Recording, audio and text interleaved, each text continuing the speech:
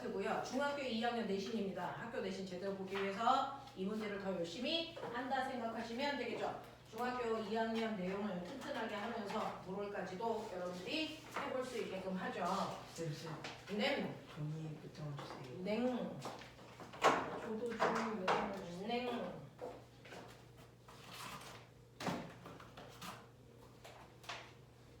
얘가 늦을 때까지 들고 다니죠.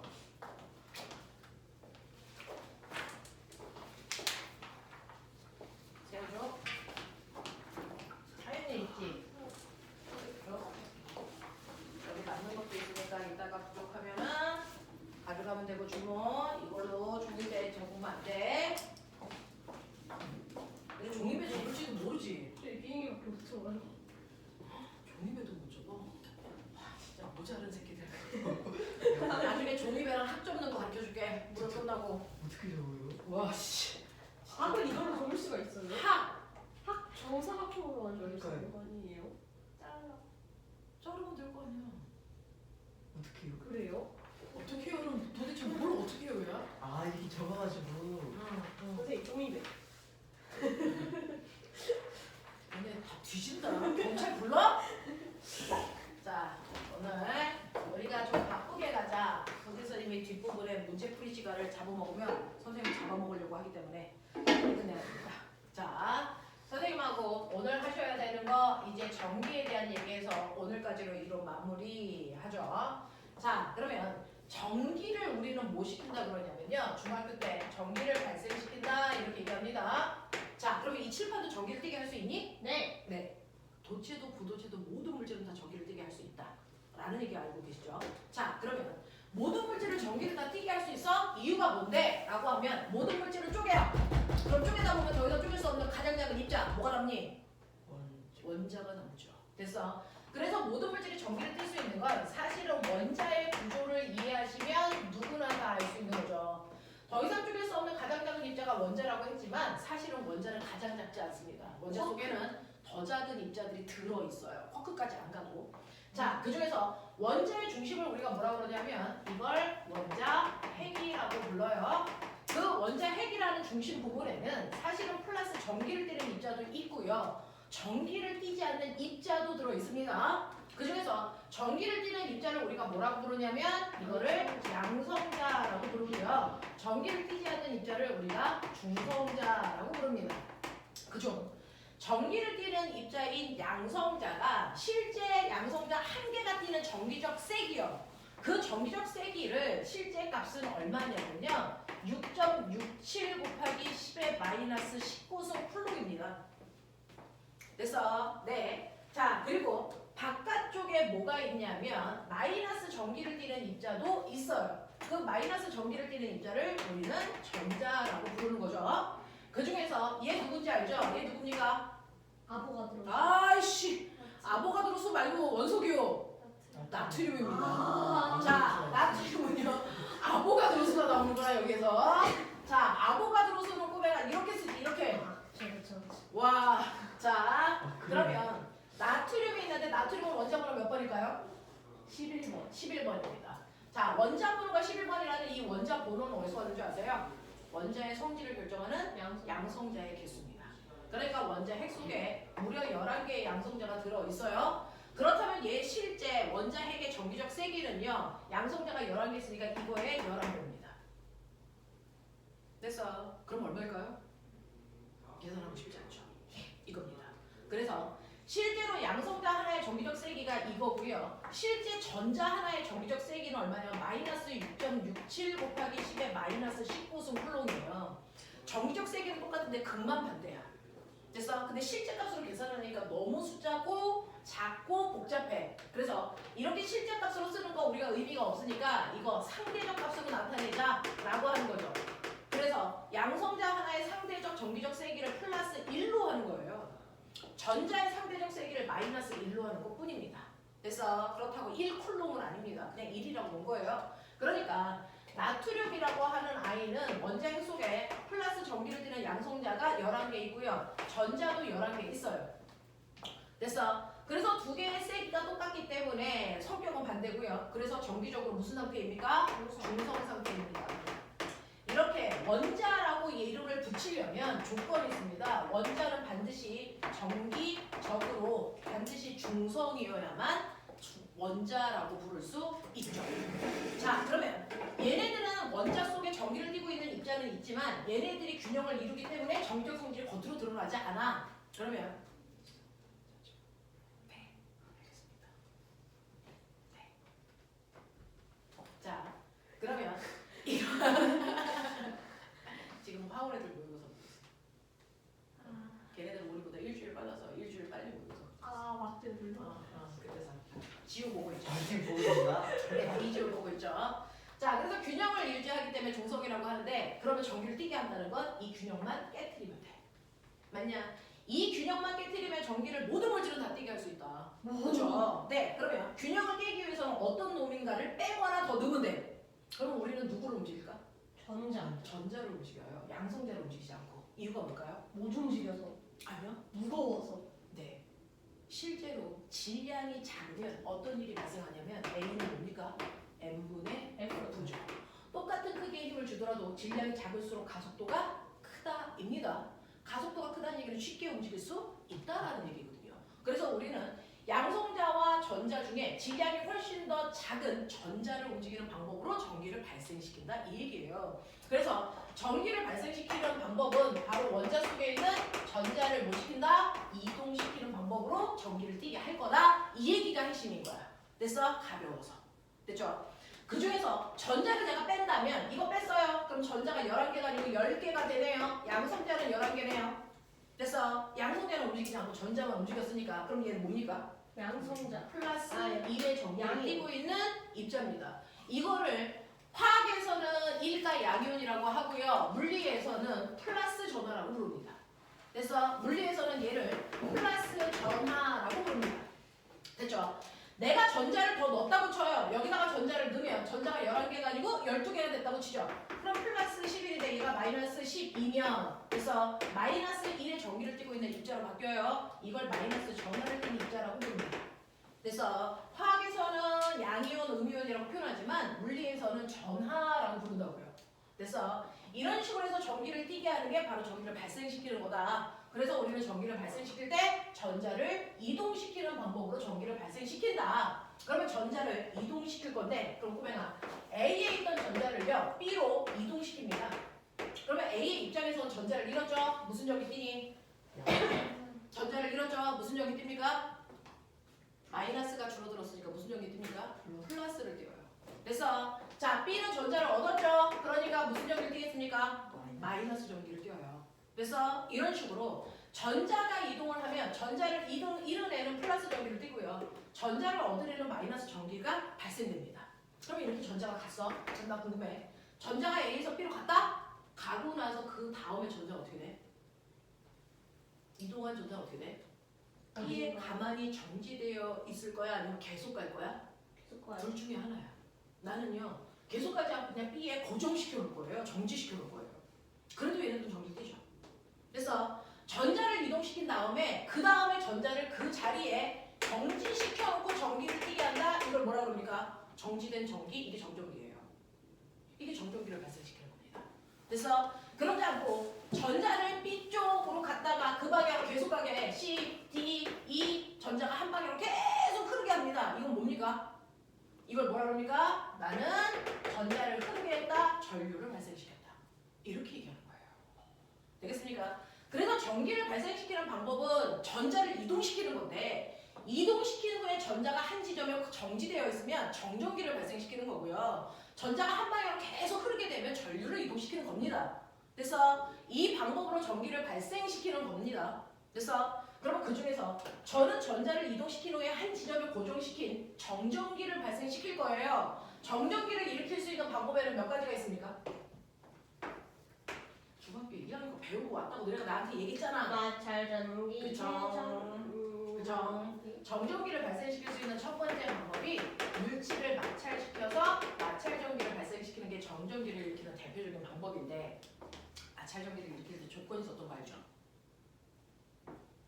어떻게 비벼라? 잘 아니야. 자, 마찰전기 일으킬 때 조건이 있어요. 반드시 서로 다른? 그렇죠. 반드시 물질 1이 마찰시켜야만 전기를 발생시킬 수 있어. 왜 그럴까요? 그건 A라는 물질 속에 양성자가 11개 있고 전자가 있어. 그러면 이 전자를 양성자가 잡아당기는 힘이 플러스 11이라고 치자. 그래서 근데 옆에 있는 또 다른 물질은요. 양성자가 20개 있어. 그러니까 전자를 잡아당기는 힘이 20이라고 치자. 네. 알겠어? 그러면 나는 A와 B를 비비면요. 얘한테 이 잡아당기는 이 힘을 끊어야 얘가 탈출해서 갈 거 아닙니까? 그러면 아래 껍질에 있던 전자가 탈출해서 윗 껍질로 가려면 엄청난 에너지를 흡수해야 되거든요. 그러니까 이걸 끊고 가기 위해서 엄청난 양의 에너지를 줘야 됩니다. 그 에너지를 비비면 무슨 에너지가 생깁니까? 열 에너지요. 그게 들어가서 저걸 끊고 나가는 거예요. 근데 얘는 11만 있으면 끊으니까 먼저 끊겠죠? 그러니까 얘가 튀어서 이리로 가겠죠? 그래서 만약에 얘도 11이었으면 내가 11만큼 열어주면 얘도 튕겨나가는데 얘도 튕겨나가죠? 전기 뛸까 안 뛸까? 안 뛴다는 겁니다. 됐어? 그러니까 물질의 종류가 달라야 전자를 잡아당기는 정전기적인 에너지가 달라서 그래서 한쪽은 쉽게 끊어지고 한쪽은 끊어지지 않기 때문에 전자가 한 방향으로 이동할 수 있는 거거든요. 그래서 반드시 서로 다른 물질끼리 비벼야만 마찰전기를 발생시킬 수 있다는 겁니다. 그죠? 자, 그러면 이런 식으로 해서 내가 서로 다른 물질을 비벼서 전기를 띠게 하는 현상을 멋진 말로 대전시켰어요. 이렇게 표현했던 거 기억해내세요. 그래서 전기를 띠는 물체를 대전체라고 합니다. 그래서 내가 머리카락을 책받침으로 비벼요. 그러면 책받침이라는 플라스틱에다 막 비비면 머리카락이 뜹니다. 마찰전기가 발생했다는 겁니다. 됐죠? 그랬을 때 머리카락에 있는 전자가 책받침으로 갔다고 치자. 그럼 머리카락 무슨 극? 플러스 극. 전자를 받은 책받침은 마이너스 극이 되죠? 서로 다른 물질을 비볐을 때 반드시 두 개는 서로 반대극이 됩니다. 둘 다 뿔뿔 되는 일은 존재하지 않습니까? 그렇죠? 한 놈은 전자를 잃고 한 놈은 전자를 얻어야 되니까. 그래서 이런 식으로 내가 마찰을 하면 얘네들은 전기를 띠게 되는데 그 전기를 띠는 걸 우리는 전하를 띱니다 라고 표현하죠.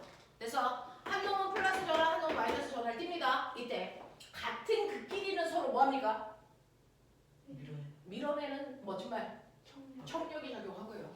그래서 반대극끼리는 서로 잡아당기면 뭐가 생기니? 인력이 생기는데 마찰전기는 서로 반대극이니까 서로 당기는 인력이 생겨서 머리가 뜨는 겁니다. 알겠어? 근데 그 중에서 이 아이가 머리카락이 전자를 20개 잃었어. 20개 잃었으니까 이 머리카락 전체는 플러스 20쿨롱이라고 치자. 그러면 책받침 전자 몇 개요? 얻었니? 20개. 그렇죠. 그래서 전자의 수는 중간에 늘지도 줄지도 않거든요. 그러니까 얘는 마이너스 20쿨롱이 돼야 되겠죠. 되겠어? 이런 식으로 된다. 그래서 물질끼리 서로 전기를 띠는 현상을 우리가 대전됐다라고 하는데 그럼 선생님 주변에 있는 물질들 중에 누가 플러스 되기 쉬워요? 누가 마이너스 되기 쉬워요? 이걸 한 줄로 늘어놓은 게 있죠. 그걸 멋진 말로 뭐라 그러니까? 엘보나이트. 대전 열 새끼야. 대전 열. 됐어. 그 중에서 네 하윤아 되게 어이없지. 근데 그럼에도 불구하고 되게 뭔가 잘한대요. 신기하죠 그게. 네, 선생님. 쿨롱이요. 과학자 이름이고요. 전하의 세기를 나타내는데 아까 선생님이 얘기했죠. 양성자 하나의 실제 전기적 세기가 얼마라고요? 6.7 곱하기 10의 마이너스 19수 쿨롱이라고 했죠. 그러면 이거를 몇 개 모아야 우리가 알고 있는 1쿨롱이 될까? 6.67분의 1 곱하기 10의 10. 그래서 이걸 계산합니다. 누가? 쿨롱이. 그걸 계산한 거야. 양성자를 모으면 도대체 몇 개가 1쿨롱이 될까? 그래서 네, 그걸 계산하니까 뭐야? 625, 18개. 6.25 곱하기 10의 18승계를 모으면 이게 1쿨롱의 정기적 세기를 띈대요. 라고 하는 겁니다. 그래서 이 1쿨롱이라고 하는 그래서 이 정기적 세기를 가지고 있는 이 엄청난 입자가 그래서 1쿨롱의 입자가 1초라는 시간 동안의 전선을 지나간다면 이때 전류의 세기를 우리는 뭐라고 한다? 1암페어라고 한다. 이게 1암페어야. 그래서 1초라는 시간 동안에 한 단면에 1쿨롱의 전하가 움직이는 세기를 1암페어라고 하는 겁니다. 됐죠? 이렇게 됩니다. 자, 그래서 대전열이라고 하는 거 비볐을 때 누가 플러스 되기 쉬운지부터 시작해서 누가 마이너스 되기 쉬운지를 한 줄로 늘어놓은 거죠. 외울 필요는 없고요. 그냥 대표적으로 털 유명해 이겁니다. 털 유명해 뭐 되면 병신이죠. 털가죽, 유리막대, 명주엄검, 에버라이트 막대 뭐 이런 겁니다. 됐어. 그래서 우리는 첫 글자 따서 털 유명해 이렇게 기억하는데 그 중에서 내가 털 가죽과 유리막대를 비볐어요. 그럼 털 가죽은 무슨 급? 플러스 유리막대는 마이너스가 되는데 내가 만약에 유리막대와 명조목을 비볐다고 치자. 그러면 유리는 뭐가 되니? 플러스 명조목은 마이너스래요. 그래서 플러스를 띈다 마이너스를 띈다는 건 상대적입니다. 누구랑 비볐느냐에 따라서 플러스를 띌 수도 있고 마이너스를 띌 수도 있어요. 자, 근데 이렇게 가까이 있는 애들을 100번 비볐어. 그때 전기가 발생할 겁니다. 그죠? 멀리 있는 애들을 100번 비볐어. 전기 발생을 할 겁니다. 누가 더 센 전기? 멀리 있을수록. 됐어. 이동할 수 있는 이 힘의 차이가 더 커서요. 움직일 수 있는 전자의 개수가 훨씬 더 많아진대요. 알겠어? 그래서 대전에서 가장 멀리 있는 애들끼리 비볐을 때 1.1V까지 만들 수 있대요. 그렇답니다. 선생님, 네. 털, 유, 명을 네. 세 개를 동시에 비비면 유는 어떻게 돼요? 그러면은 U는 전기를 띌 수 없게 되겠죠. 양쪽에서 가는 거라서. 정기적으로 중성이 되나요? 서로 다른 두 물질만 비비면 되는데 굳이 세 개를 비비고 싶나요? 중성이 되지 않을까요? 근데 이게 있어요. 얘가 받을 수 있는 이거 이제 어디에서 이제 금속의 이온화 정도 화학 배우면 거기서 합니다. 얘가 받을 수 있는 전자의 개수가 100개인데 얘가 줄 수 있는 게 20개밖에 안 돼. 그럼 얘한테도 80개를 받겠죠. 이런 거겠죠. 그래서 이건 좀 상대적입니다. 뭐라고 얘기하면 그래요. 자, 그럼 전기를 띠는 현상은 대전인데요. 한번 전기를 띄웠던 애들을 가만 놔두면 나중에 전기적 성질을 잃어버립니다. 전기적 성질을 잃어버리는 건 뭐라 그럽니까? 방전이라고 합니다. 그래서 전기를 띠는 건 대전이라고 하고요. 시간이 지나면 전기적 성질을 잃어버리는 걸 우리가 방전했어요. 이렇게 되죠. 그래서 우리 마찰 전기가 잘 발생하는 계절이 언제입니까? 봄. 지랄, 겨울입니다. 겨울철에 정전기가 되게 많이 생겨서 저 문고리 잡아도 띠딕 그럽니다. 되겠어? 자, 전기를 잘 띌 수 있는 조건은 뭐냐면 건조할 수 있어요. 됐니? 그럼 방전이 잘 되는 조건은 뭡니까? 습할수록입니다. 그래서 여름철은 마찰 전기가 잘 안 생깁니다. 습해서. 되겠어? 네, 이런 얘기예요. 자, 그래서 마찰 전기라고 하는 거는 이런 것들인데 내가 정전기를 만들 수 있는 또 다른 방법도 있어. 됐어? 비비는 방법 말고요. 정전기를 만들 수 있는 또 다른 방법은 뭔지 아세요? 회전. 뭡니까? 전기를 띤 물체를 근처에 갖다 대면 이 안에 있는 전자가 한쪽으로 쏠립니다. 사실은 금속구가 중성이라는 건 이 안에 플러스와 마이너스가 없다는 게 아니고 똑같은 개수만큼이 흩어져 있기 때문에 전기적 성질이 안 드러나는 거예요. 근데 내가 여기다가 마이너스 대전체를 갖다 대면 이 마이너스가 마이너스를 뭐하니? 밀어요. 그래서 얘네들이 한쪽으로 쏠려갑니다. 이런 식으로. 그러면 상대적으로 여기서는 플러스가 더 세니까 플러스 극을 띠겠죠? 이쪽은 마이너스 극을 띠겠죠? 그래서 이런 식으로 대전체를 근처에 갖다 대서 전자가 쏠리게 해서 전기를 띠는 현상을 우리는 뭐라고 하니? 이걸 정전기 유도라고 합니다. 그래서 정전기를 만드는 방법은 두 가지가 있다. 마찰전기와 정전기 유도다. 됐습니까? 자, 그 정전기 유도는 금속구에 있는 자유전자를 한쪽으로 쏠리게 하는 현상입니다. 됐죠? 근데 자, 이 정전기 유도가 이렇게 되어 있는데요. 그러면 선생님 제가요 마이너스 대전체를 이제 알았어요. 이렇게 마이너스 대전체를 금속구에다 갖다 냈는데 금속구가 하나가 아니고 두 개예요. A, B. 그래서 여기서 막 일이 나락이죠. 물론 얘 모델이 플러스 얘 모델이 그러면 얘 때문에 얘의 정전기 유도가 다시 일어나는 거야. 됐어? 그러면 얘도 뭐가 돼? 마. 이게 몇 개든 상관없어. 뚜루룩 일어나는 거야. 되겠지? 근데 만약에 금속구 두 개를 붙였다라고 칠게. 그리고 마이너스 대전체를 갖다 댔다고 칠게. 그러면 어떻게 될까? 저쪽 구는 마이너스가 되고 저쪽 구는 왜? 플러스가 되고. 왜? 라고 하는데요. 아까 여기에서요. 플러스가 이렇게 있고 마이너스가 균일하게 있다가 얘 때문에 전자가 한쪽으로 밀려갔다 그랬잖아요. 밀려서 여기 갔죠. 이거 넘어갈 수 있어 없어? 없어요. 길이 없어서. 근데 얘 붙였죠. 네. 그러면은 얘는 길이 생긴 거니까 건너가 버려요. 됐어? 그래서 플러스 이렇게 있고요. 얘는 쏠린 전자들이 이렇게 오는 거죠. 됐어? 그래서 얘는 전체적으로 플러스를 띠게 되고 얘는 전체적으로 뭘 띠게 된다? 마이너스를 띠게 되는 이런 일들이 발생했습니다. 됐어? 네. 근데 내가 얘를 이렇게 전기를 띠게 한 다음에 얘처럼 떨어뜨릴 거야. 그러면 이 새끼 플러스 이 새끼 마이너스 이 상태겠지. 그래서 이렇게 해놓고 이 둘을 동시에 대전체를 치워. 어떻게 될까요? 둘이 붙어요. 안 그렇습니다. 그래서 붙는지 안 붙는지는 얘의 무게와 마찰력이 결정을 할 거예요. 힘이랑. 그래서 그거는 논 외고요. 내가 대전체를 치웁니다. 어떤 일이 발생할까요? 근데 너네 이걸 왜 여기서 고민하냐? 중학교 거 배울 때 다 했는데 그래요. 치우면요. 이게 어떻게 됩니까? 얘 다시 중성으로 돌아갑니다. 왜? 여기 있는 전자들끼리는 사실은 좋아하니 싫어하니? 싫어해요.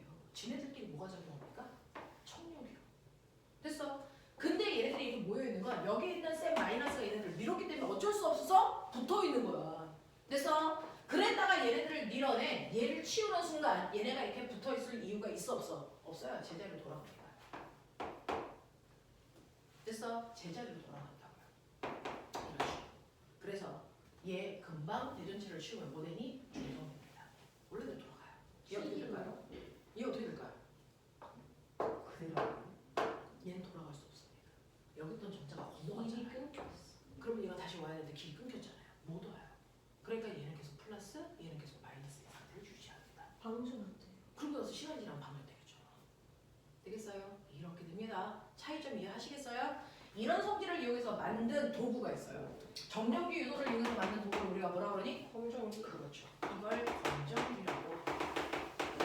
그래서 검정기라는 게 정전기 유도를 이용해서 만든 건데 사실은 검정기라는 걸 만든 목적이 있어. 검정기를 만든 목적이 있다? 얘는 뭐야? 어떤 아이의 정기적 현상을 검사해주는 기계야. 됐어. 우리가 검정기 이렇게 생겼어요. 얘네들 이름이 있어요. 얘 이름이 뭐니? 금속 파기. 금속 판때기. 됐어. 얘 이름이 뭡니까? 금속 박이. 그쵸? 얘는 금속파. 이겁니다. 됐어. 얘네들은 맨 처음에 통해서 꺼내면 무조건 중성 상태예요. 방전되어 있기 때문에. 됐죠? 그러면 이 다리에는 중력만 작용하니까 얘가 축 처져서 두 가닥이 그냥 한 가닥처럼 붙어서 그냥 이렇게 늘어져 있는 상태예요. 됐어. 자, 얘를 이용해서 어떤 물질, 여기다가 내가 숟가락을 갖다 댈 거거든요. 자, 그래서 이 숟가락이 어떤 성질의 정기적 성질을 가지고 있는지를 검사를 얘가 해줘야 돼.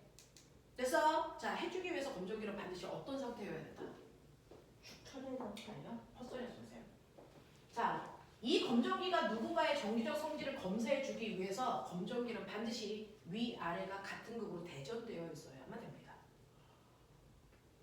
그래서 중학교 때 위아래를 같은 극으로 대전시키는 겁니다. 검정기로서의 역할을 하라고. 됐어? 그럼 그 검정기로서의 역할을 하는 위아래가 같은 극이 됐다고 쳐봐. 위아래가 무조건 같은 극이어야 검정기로서 역할을 하거든요. 그럼 같은 극이 되면 이걸 가지고 숟가락의 정기적 어떤 성질을 검사해 줄 수 있어요? 검정기의 원래 목적은 뭐예요? 검정기를 통해서 알 수 있는 게 뭐예요? 세 가지. 말해. 검전 여부, 대장 여부. 맞아요. 검정기를 통해서 여기에 갖다 댄 이 물체가 전기 띄었어 안 띄었어? 라고 하는 대전 여부를 판단할 수 있어. 전기 띄었는지 안 띄었는지. 그 다음 대전 세기. 자, 그 다음은요. 얘가 전기를 떴다면 얘 무슨 극이야? 플러스야 마이너스야? 라고 하는 전하의 종류도 확인할 수 있고요. 그 다음에 세 번째, 얘가 세? 라고 하는, 그래서 두 물질의 전하의 세기를 비교할 수 있어요. 됐어. 그러면 이런 것들을 하기 위해서 나는 얘를 같은 극으로 대전시켜야 돼, 일단. 됐어? 그럼 대전시켜 볼게요. 위아래를 같은 극으로 대전시키기 위해서 우리 학교에서 뭐 했니? 첫 번째, 세 단계를 거쳐서 위아래를 같은 극으로 만듭니다. 이건 내실에서 미친 듯이 나옵니다. 첫 번째요. 여기에 반드시 전기를 띠고 있는 대전체를 근처에 갖다 대세요. 그랬어요. 그래서 전기를 띠고 있는 첫 번째 대전체를 근처에 갖다 대는 게 첫 번째 단계입니다. 난 마이너스를 띠고 있는 대전체를 갖다 댈게요. 그러면 가까이 있는 금속파는 무슨 극이 될까요? 플러스. 네, 가까이 있는 애는 무조건 반대 극. 맞습니까? 그래서 플러스 전화를 띄워야 되겠죠? 멀리 있는 애는 마이너스. 같은 극. 그러니까 마이너스를 띄울 때 다리가 몇 개야? 두 개야. 두 가닥이 동시에 같은 극을 띄거든요. 마이너스면 이 가닥과 이 가닥 사이에 무슨 역이 작용하니? 그것 때문에 다리가 벌어집니다. 검정기는 전기를 띄고 있을 때 무조건 다리가 벌어집니다. 그래서 마이너스 전기를 띄면서 다리는 벌어진다 이 얘기야. 그래도 같은 극은 아니잖아. 같은 극 만들어야 돼. 그래서 우리 두 번째 단계를 거치죠. 두 번째 뭡니까? 여기다 손가락 갖다 대세요 이 얘기예요. 그래서 여기다가 이렇게 손가락을 갖다 대 라고 했어요. 그럼 손가락 갖다 대면 어떤 일이 발생하니? 손가락을 갖다 대면 손가락의 역할은 멋진 말로 우리가 전신이라는 단어를 쓰는데, 그래서 이거 뭐냐면 손가락이 이런 식으로 해서 내 몸이랑 연결되어 있으니까 이 손가락은 누구랑? 지구랑 붙어. 맞아? 네. 손가락이 지구랑 붙는다. 덥죠? 얘네들 이거 끝나지 않았어요?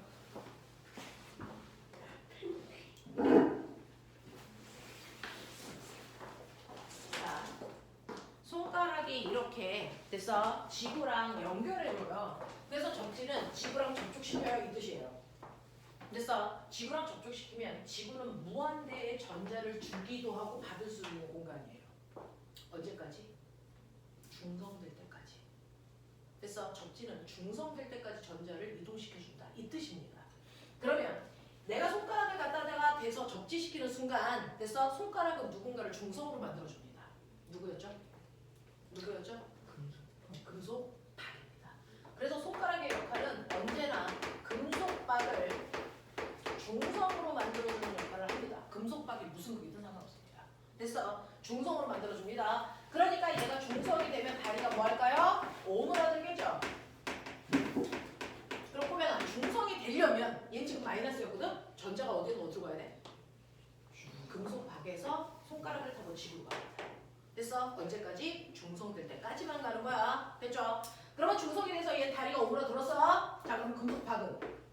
아니 금속판은? 얘 아까 플러스였구나. 얘 손가락 갖다 댔어. 얘는 어떻게 바뀌어? 절대 변하지 않습니다. 금속판은 절대로 변할 수 없는데 이유가 뭐냐면 여기 있는 대전체의 마이너스가 여기 있는 플러스를 당기기 때문입니다. 그래서 금속판은 플러스 전하를 띄고 있습니다. 얘만 중성입니다. 무슨 극이든 상관없습니다. 됐죠? 자, 그랬다가 손가락과 대전체를 동시에 치워 꼬매가. 그러면 어떤 일이 발생할까요? 최상태 유지. 동시에 치우는 순간요 이 상태를 유지할 수 없죠. 왜? 여기에 플러스가 100만 개가 드글드글 있는데 얘네들끼리 좋아해 싫어요? 싫어한다 그랬잖아요. 그동안은 갈 수가 없었어요. 갈 수도 없고 얘가 잡아당기고 있었죠. 근데 얘도 치워요. 그리고 여기는 중성이에요. 갈 수 있는 곳이 생겼죠. 그럼 100만 개 중에서 50만 개는 여기 있고 50만 개는 밑으로 내려가는 겁니다. 그래서 위에도 플러스 아래도 플러스 전기를 띄면서 다리가 다시 벌어지겠죠. 플러스는 이동할 수 없죠. 네. 여기서 말하는 플러스가 움직인다라고 하는 건 양성자가 움직인다는 뜻이 아니고요. 전자가 위로 끌려옵니다. 그러니까 여기에 플러스 전하가 약해지고 여기가 플러스를 띈다는 뜻입니다. 그래서 플러스 전하가 움직인다는 건 사실은 마이너스 전하의 반대 방향의 움직임을 얘기해요. 실제로 움직이는 건 전자입니다. 전자는 아까 저기부터 날려보니까. 아니요. 실제로요. 내가 전기를 띈다고 했을 때 그러면 여기가 플러스고 여기가 마이너스야. 그럼 여기는 플러스만 있고 전자는 없어? 아니요. 움직일 수 있는 전자들만 움직이는 거야. 더 센 힘을 주면 나머지 전자들도 움직일 수 있어. 이런 뜻입니다. 알겠습니까? 네. 그래서 뿔뿔을 띄게 돼요. 그러면 이제 극이 뭐해집니까? 같아지죠. 이때부터 검정기로서의 역할을 할 수 있게 됐다. 이런 얘기야. 알겠어? 이런 얘기입니다. 자, 근데 이걸 배우고 나서요. 나중에 다른 문제를 주면 선생님 다시 계산해야 돼요. 병신이죠. 공부는 딱 10초의 차이예요. 이거 배우고 나서 규칙성 체크했어요? 뭡니까? 내가 세 단계를 거치는 동안 금속판은 한 번도 극이 바뀐 적이 없습니다.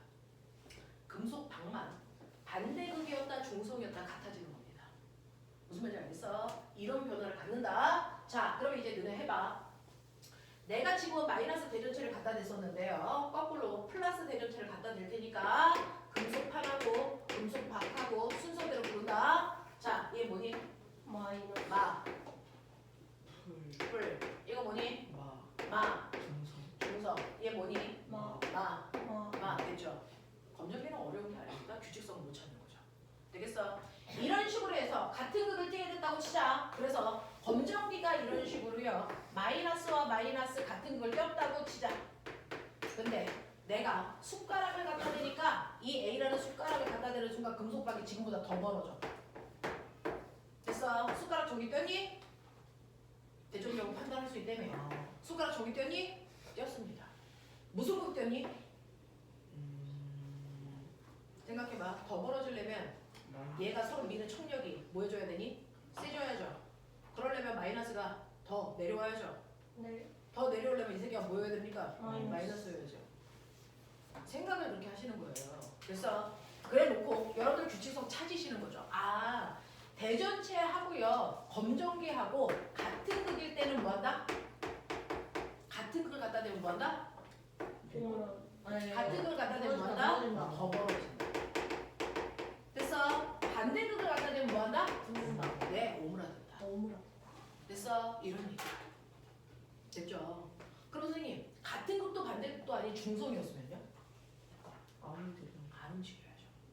알겠어? 이런 얘기입니다. 자, 근데 내가 A라는 애를 갖다 댔더니 더 벌어졌는데 원래 위치보다 1cm만큼 더 벌어졌어.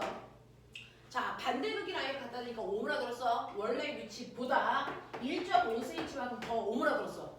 그러면 A가 더 센 전기를 띄운다는 얘기니 B가 더 센 전기를 띄웠다는 얘기니? B입니다. 더 많이 움직이게 하는 아이가 더 센 전기를 띄고 있다는 얘기입니다. 됐어? 그래서 검정기는 이 세 가지를 확인할 수 있다라는 얘기인데요. 그러면 검정기가 검정기로서의 역할을 하려면 위아래 극이 같아야 된다라고 했어. 그러면 위아래 극이 같은 검정기를 만들려면 무조건 이 세 단계를 다 거쳐야 돼? 아니야. 그래서 이 검정기가 같은 극을 띄게 하는 그래서 네가 알 수 있는 방법을 다 얘기해봐. 이게 3년 전 과거 문제였어. 검정기 위아래를 같은 극으로 할 수 있는 방법을 네가 얘기해봐. 그래서 적어도 3개 이상 얘기해봐. 이렇게 얘기하셨어요. 면접관이. 첫 번째가 학교에서 배운 저 3단계를 거쳐가야 됩니다. 됐죠? 두 번째. 두 번째 아가야 뭘 거니? 뒤집어서 땅이랑 아예 붙여버리세요. 됐어. 자, 검정기가 중성인데요. 아예 근처에 갖다 대지 말고 마이너스 대전체를 아예 붙여버리세요. 그럼 여기 있는 마이너스가 이동해 옵니다. 그래서 다 똑같이 뭐가 되니? 마이너스가 되거든요. 그래서 붙여버리면 무조건 같은 극 됩니다. 플러스를 갖다 붙이면 플러스 됩니다. 그래서 이런 식으로 되거든요. 그래서 붙여버리면 한 방에 같아져요.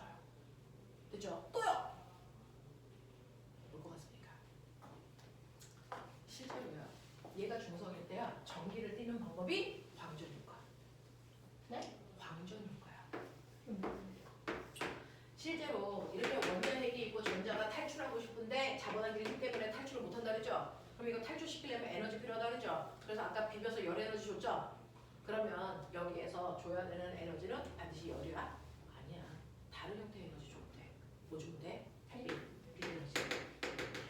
그러면 비대에너지를 먹으면 이 전자가 튀겨나가겠죠? 그러면 여기서 전자들이 튀겨나가면 이게 무슨 되니? 플러스가 되겠죠? 그래서 이렇게 빛을 먹고 전자가 탈출하는 현상을 광전효과라고 해요. 이게 광전효과야. 에디슨이 얘기해. 그래서 광전효과를 발생시켜도 됩니다. 되겠냐? 이런 식으로 해서 검정기를 같은 극으로 대전시킬 수 있다라는 얘기입니다. 붙이면 같은 극 된다는 거 잊지 마세요. 자, 그럼 꼬맹아 여기 종이처럼 보이는 아이가 있어요. 하나는 금속이고 하나는 비금속인데 누가 누구지 모르겠어요. 자, 저는 여기에다가 대전체를 이렇게 갖다 댈 겁니다. 플러스 대. 그랬더니 신기한 일이 발생해요. 전기력이 생겨가지고요. 얘가 끌려 올라갑니다. 중력보다 전기력이 더 센가 보죠. 그래서 붙자마자 A는 다시 떨어져요. 근데 B는 붙어있는 상태를 계속 유지합니다. 됐어? 누가 금속이게요? 누가 금속이게요? A는 붙자마자 떨어졌고요. 그래서 네. 자, B는 계속 붙어있어요. 누가 금속이게요? A가 금속. B는 B가 금속. 그래서 이유가 뭔지 아세요? 금속은요. 붙자마자 여기가 마이너스 여기가 플러스로 정적이 유도됐으니까 끌려갈 겁니다. 근데 붙자마자 전자가 내려갑니다. 자유전자를 가지고 있어서. 그래서 붙자마자 같은 극 되는 거예요. 그래서 밀린다고요. 됐어? 근데 비금속은요. 자유전자를 가지고 있지 않아.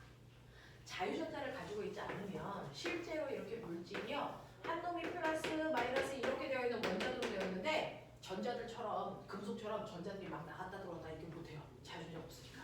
그냥 이 안에서 뺑글뺑글 돌아요. 됐죠? 그랬다가 내가 여기에다가 마이너스를 갖다 대면 얘도 얘의 영향을 받기 때문에 전자 전자가 밖으로 못 나가도 최대한 반대쪽으로 회전해서 여기에 와요. 최대한 반대쪽으로 회전해서 여기에 온다고요. 그래서 그러면 가운데 있는 애들끼리 지네들끼리 그걸 상쇄시키지만 양쪽 끝에 있는 아이들 때문에 극이 드러납니다. 비금속도. 그래서 가까이에는 반대극 먼저 같은 극이 돼요. 그래서 전기력 때문에 가서 붙습니다. 붙어도요. 여기 있는 전자가 이리로 건너갈 수 있니 없니? 없어요. 계속 그 상태를 유지해서 여기가 마이너스 여기가 플러스인 상태를 유지하기 때문에 붙어있어요. 그래서 이렇게 자유전자가 막 움직이면서 전기를 띠게 하는 이거는 금속에서 나타나는 정적인 유도예요. 근데 비금속에서는 전자가 금속처럼 움직이는 게 아니죠. 그냥 회전만 하는 거죠. 이거를 우리는 정적인 유도와 구분하기 위해서 유전 임극이라고 얘기합니다. 여러분들이 배우는 정적인 유도는 금속만 얘기하고 있는 거예요. 그래서 비금속은 유전 분극이라는 게 일어나기 때문에 그래서 한번 전기를 띠고 나서 붙여도 걔는 떨어지지 않습니다. 그래서 이 상태를 유지한다라고 하는 겁니다. 자, 그래서 여기까지가 여러분들이 알아둬야 되는 첫 번째 전기, 정전기 유도입니다. 그래서 그 정전기 유도에서 내가 그럼 전기를 발생시켜서 한 놈은 플러스 4쿨롱이야 A, 한 놈은 마이너스 2쿨롱이야 B, 떨어져 있는 거리가 2m 떨어져 있어 얘네들 사이에 뭐 작용한다고? 전기력. 그래서 이때 자 A와 B가 서로 반대의 극이니까 서로 단기는 뭐가 작용하니? 인력. A가 받는 힘이 더 클까요? B가 받는 힘이 더 클까요? 같죠 이 새끼야. 작용 반작용. 그쵸? 그러니까 A가 띠는 전기력과 B가 띠는 전기력의 세기는 같아야 됩니다. 작용 반작용이기 때문에 그 전기력 어떻게 구한다 그랬죠? F는 만일력 구하는 식이랑 똑같다 그랬죠? 그래서 뭡니까? R 제곱분의 크 R 제곱분의 크 모델 병신 알겠어? 이런 식으로 한다고 했습니다. 자, 그랬다가 그러면 얘는요 R 제곱이니까 2의 제곱에 풀렁상수 1로 볼 거야. 필요하면 거기서 상수 주겠지. 9 곱하기 10의 구성. 자, 4 곱하기 2 그러면 얘네들끼리 작용하는 힘이 2뉴턴이네. 자, 우리 이거 했었어. 자, 그랬다가 얘를 접촉시키면 뭐가 달라져? 전화가 이거 접촉시켰다가 다시 쟤를 놓을 건데 이렇게 접촉시키는 순간 모든 물질은 같아지려고 한다 그랬죠. 그래서 이 안에서 전자가 미친 듯이 접촉시키는 순간 움직입니다. 극과 세기가 같아질 때까지. 이거를 우리는 전하에 뭐라 그러니? 집배열이 일어나요. 이렇게 얘기합니다. 그래서 자, 그럼 얘를 접촉시키는 순간 얼마로 같아지? 일시라고 하면 그래서 자, Q1과 Q2를 더해서 반비한 만큼이 새로운 전하량이 됩니다. 됐어. 그래서 한 놈은 플러스 4고 한 놈은 마이너스 2인데 이거 두 개 더해서 반딩하면 얼마입니까? 플러스 1쿨롱이 돼요. 그래서 얘네들이 각각 플러스 1쿨롱의 전기를 띠고 있는 입자로 바뀝니다. 그러니까 원래 상태로 얘네들을 벌려놔도 전기력은 이제 청력으로 바뀌고 세기도 달라집니다. 알겠어? 이런 일이 발생한다 라고 하는 거 기억해 두시면 되겠죠.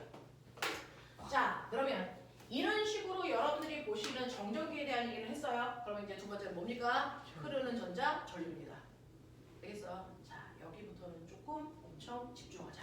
졸려오면 살짝 일어나서 하셔도 되고요. 물 먹고 보셔도 되고요.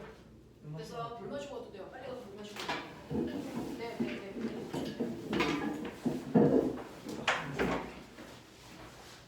내가 이렇게 수업을 재미없게 했단 말이야?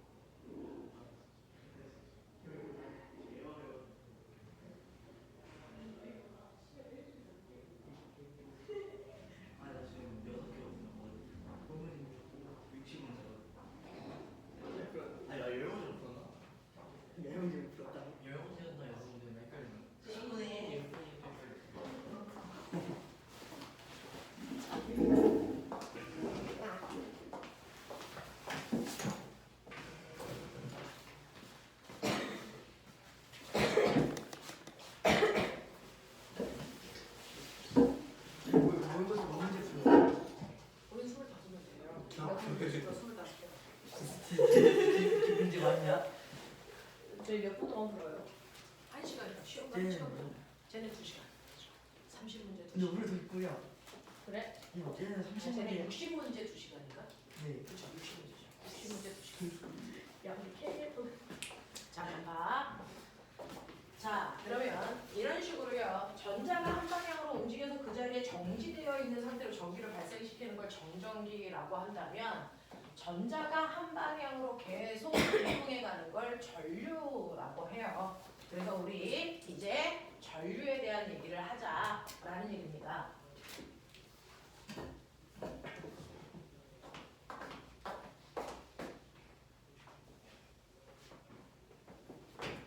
그 중에서요. 실제로 전자가 한 방향으로 계속 흘러가게끔 만들어 놓은 장치가 있어요. 그 장치를 우리는 뭐라 그러냐면 전기 회로라고 하고요. 그걸 실제로 그림으로 그리기는 좀 힘드니까 간단한 기호로 나타내서 전기 회로도라고 얘기합니다. 그래서 여러분들 회로도를 이렇게 그렸을 때 이 아이들이 뭘 나타내는지를 기억하셔야 되는데요. 이게 전지죠. 긴 게 플러스, 짧은 게 마이너스. 그 도선을 통해서 전자가 이동하고 있는 거예요. 전류가 흐르는 거고요. 흐르는지 확인하기 위해서 포마전구 설치해 놨고요. 흐르다 안 흐르다 조절하려고 스위치 이렇게 놓은 상태입니다. 그렇죠? 자, 지금은 스위치가 뭐했니? 열려있어요. 열렸으니까 전류 흐를까 안 흐를까? 안 안 흐르죠. 흐르겠죠. 내가 스위치를 꾹 눌러 닫으면 스위치가 닫혔을 때 전류가 흐릅니다. 그 전류가 흐르는 동안에 도선을 까서 봤다라고 칠게요. 그러면 전류가 흐를 때 도선의 모습과 흐르지 않을 때 도선의 모습을 구별할 수 있으실 겁니다. 그 중에서 전류가 흐른다라고 친다면 이때 원자는 움직여 안 움직여? 원자 움직여 안 움직여? 움직여요. 안 움직여요. 원자는 절대로 움직일 수 없죠. 전자. 도선은 고치니까. 됐어. 이 사이에서 움직이는 건 뭡니까? 전자가 움직이는데 전자가 이렇게 한 방향으로 예쁘게 움직이는 게 전류가 흐르는 겁니다. 그랬을 때 꼬맹아 이쪽이 무슨 급? 플러스. 여기가 마이너스니까 전자를 밀었겠지 새끼야. 오. 예스. 마이너스 급. 여기가 무슨 급? 플러스 급입니다. 그래서 시험에서는 여기가 A, B로 나올 거니까 그래서 A는 마이너스 급, B는 플러스 급이라는 걸 확인하셔야 되고 그러면 이때 도선에서 움직이는 건 전자입니다. 근데 우리가 전류가 흐른다 그러잖아요. 그럼 전류의 이동 방향은? 얘기해보세요. 마이너스에서 전류의 이동 죽여버려. 플러스에서 마이너스. 플러스에서 마이너스라서 전제의 흐름과 반대 방향이야 라고 하는 이 방향이 전류의 방향이죠. 왜요? 실제로 눈에 보이는 전자와 반대 방향의 흐름을 전류라고 합니다. 실제로 전류가 플러스에서 마이너스로 흐른다라고 가정하고 현상을 만들었는데 나중에 도선을 까서 보니까 플러스에서 마이너스로 흐르는 건 존재하지 않고요. 마이너스에서 플러스로 움직이는 전자만 있었던 거예요. 그래서 우리가 얘기하는 전류는요. 사실은 플러스 전하의 흐름이다 이렇게 표현하기도 합니다. 그래서 네 라고 하는 전류는요. 플러스에서 마이너스로 움직이니까 꼬맹아 이거 A 요거 B 자, 이 중에서 어떤 게 전류 방향이에요? 전류가 이동하는 방향이 A. 네 플러스에서 나와서 한 바퀴 돌아 마이너스로 들어가는 거니까 이게 전류의 이동 방향을 나타내는 거고요. 이거는 전자의 이동 방향을 나타냅니다. 라는 거 기억해 두시면 되고요. 그럼 내가 스위치를 열었어. 전류가 안 흘러. 그래서 스위치를 열어서 전류가 흐르지 않을 때 모습도 보자. 그럼 전류가 흐르지 않을 때 원자 움직여 안 움직여? 안 움직여요. 절대로 원자는 움직이는 게 아닙니다. 전기가 흐르던 안 흐르던. 그래서 이때 전자 움직여 안 움직여? 움직여요. 움직이죠. 전기가 흐르던 안 흐르던 전자는 움직이는데요. 그 전자들이 보시는 것처럼 이런 식으로 불규칙하게 움직이는 걸 전기가 흐르지 않는다라고 하고요. 전자가 이렇게 불규칙하게 움직이면 전기적 현상을 만들어낼 수 없어. 그래서 꼬마전구에 불이 안 켜져. 그래서 꼬마전구에 불이 켜지는 전기가 발생했다는 건 전자가 한 방향으로 회전하기 때문에 나타나는 현상이야. 알겠어? 자, 이렇게 된다. 자, 그러면 이런 식으로 전자가 흐르면서 전기적 현상이 발생해서 꼬마전구에 불이 켜지는 그 상황에서 이 회로도 안에는 세 가지 현상이 나타난다. 그 현상의 관계를 설명할 게 오메 법칙이다. 그러면 이때 전류가 흐를 때 나타나는 첫 번째가 뭐냐면 전압이라고 하는 겁니다. 근데 이건 중학교 때만 쓰는 하등한 용어입니다. 사실은 고등학교 때는 전압을 전압이라고 안 하고 전기의 위치 에너지 전이라고 부릅니다. 그래서 여러분들 건전지에 3V짜리 건전지예요. 이거는 단위가 복잡해서 과학자 이름 써서 볼트라고 하는 거 아니에요. 이거는 원래 이름이 뭡니까? 3줄 퍼 쿨롱이나 1쿨롱당 3줄의 에너지를 주는 통이야 라는 뜻입니다. 그래서 전압은 전기 에너지입니다. 그래서 전기 에너지입니다. 됐죠? 그래서 3볼트라는 건 3줄이라는 뜻이야. 되겠니? 이 얘기예요. 그래서 전압이라는 건 전위를 얘기한다. 전기 위치 에너지의 줄임말. 그래서 전위를 얘기한다 라는 겁니다. 자, 그 전압은요. V라는 기호로 쓰고 다니는 볼트 이렇게 읽죠.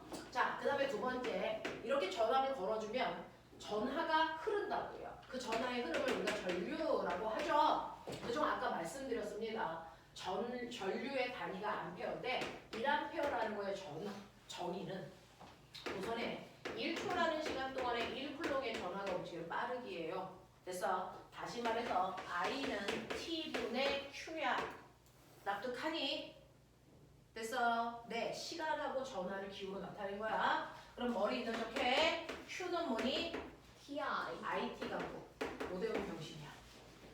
됐어. 그러니까 이 암페어의 전류가 5초 동안에 흘렀어. 그럼 그 도선에 10쿨롱의 전하가 움직이고 있었다는 뜻이야. 이런 거야. 되겠어? Q는 IT 갖고. 알겠죠? 이렇게 표현할 수 있다라고 하는 거고요. 나 노파심에서 물어봤구나. 1암페어는 몇 미리암페어? 1000mA입니다. 모든 계산은 암페어 단위로 하셔야 돼요. 미리암페어로 계산할 수 있는 건 없습니다. 되겠습니까? 이렇게 된다. 세 번째, 저항이라고 하는 것도 생기죠. 자, 저항은요, 전자의 흐름을 방해하는 현상인데 이 현상이 어떻게 생겨? 전자가 가다가요, 여기 가만히 있는 원자랑 쿵 하고 부딪히면 작용 반작용 때문에 뒤로 밀려 나갔다가 다시 가는 거죠. 됐어? 그러면 안 부딪힐 때보다 부딪히면 흐르는 속도가 느려지겠죠. 이게 저항이에요. 전자가 가다가 원자와 충돌해서 전자의 흐름을 방해하는 현상을 저항이라고 합니다. 근데 이러한 저항은 뭐에 의해 결정되냐? 저항의 크기를 결정하는 네 가지. 전류의 세기. 지랄하지 마. 단면적인 그런 원리. 거에 따라서 결정되는 게 아닙니다. 저항을 결정하는 거. 단면적인 단면적인 네, 원리. 중학교 때는요. 단면적과 길이만 배웠죠. 사실 네 가지라고요. 저항의 크기를 결정하는 거 첫 번째가 바로 은이야 구리야라고 하는 물질의 종류가 저항의 크기를 결정합니다. 그래서 지구상에 있는 모든 물질을 같은 두께 같은 길이로 잘라. 같은 두께 같은 길이로 잘랐을 때 표준 저항 값을 우리는 비저항이라고 하고요. 이걸 로라고 쓴대요. 그래서 어떤 애는 비저항이 0.1이고 어떤 애는 비저항이 0.3이야. 그럼 0.3이나 저항이 3배 커요. 이런 뜻이에요.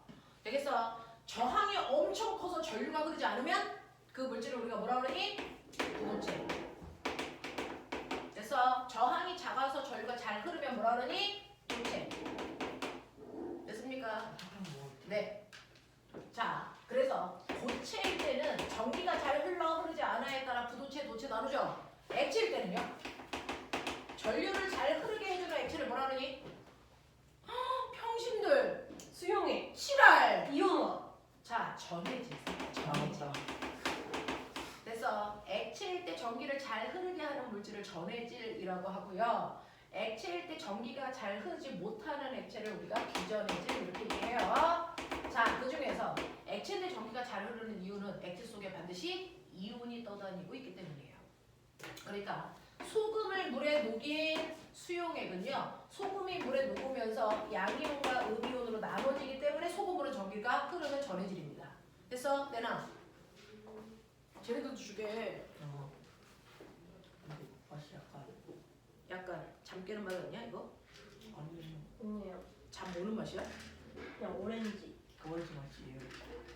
자, 언니 오렌지야. 오렌지 아니고 낑깡일 수도 있어. 잠오면 먹어. 잠 깨려고 먹는 거 아니야? 잠 깨려고 먹는 걸 들고 다녀 새끼야. 자, 그래서 이렇게 물질의 종류에 따라서 전류가 얼마나 잘 흐르는지를 전류의 흐름을 방해하는 저항의 크기를 나타내는 게 비저항이에요. 이 비저항을 역수로 하면 얼마나 전기가 잘 흐르는지를 표현하는 전기 전도도가 돼요. 됐습니까? 비저항은 물질마다 크기가 다 달라요. 물질의 특성입니다. 물질의 특성이라 비저항을 봐도 누군지 확인할 수 있어. 그 중에서 고체 상태일 때 전류가 잘 흐르는 금속 같은 물질들을 도체라고 하고요. 비금속은 부도체인데 액체일 때 전기를 잘 흐르게 하는 애들을 전해질. 이게 작년 기출에 들어 있었다. 그래서 해주는 거야. 그래서 전류를 흐르지 못하게 하는 걸 비전해질이라고 하는데 전해질은 물에 녹였을 때 반드시 이온화되는 물질들이 들어있어야 돼. 다시 말해 금속과 비금속의 결합 물질이 들어있을 때. 그래서 이온이 물속에서 생기면서 전해질이야. 근데 비금속과 비금속이 결합하면 얘는 이온 결합이 아니지. 공유결합. 공유 결합이지. 그래서 얘네들은 물속에 녹여봤자 전해질이 안 돼. 예를 들어 꼬맹아 설탕 시리즈가 다 비전해질이야. 그래서 네. 자 포도당을 물에 녹이면 포도당을 수용해. 포도당이 달라붙어서 만들어진 게 설탕과 녹말이야. 알겠어? 그래서 설탕물 그 다음에 녹말을 물에 녹여봤자 이거 다 비전해질이야. 그 다음에 너네 알코올 비전해질인 거 아세요? 알코올은 불이 잘 붙는 거지 전기가 잘 흐르는 게 아닙니다. 그래서 그 알코올이 비전해질이야.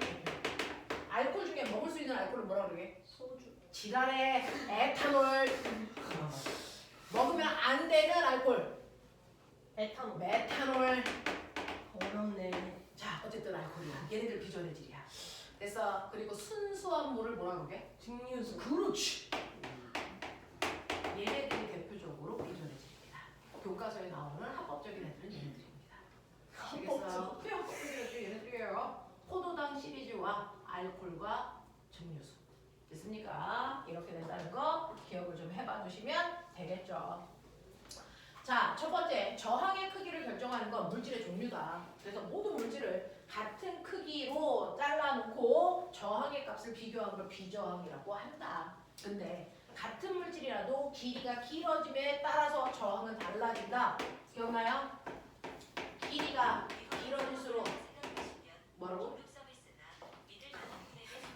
갑자기? 자, 길이가 길어지면 저항 뭐지?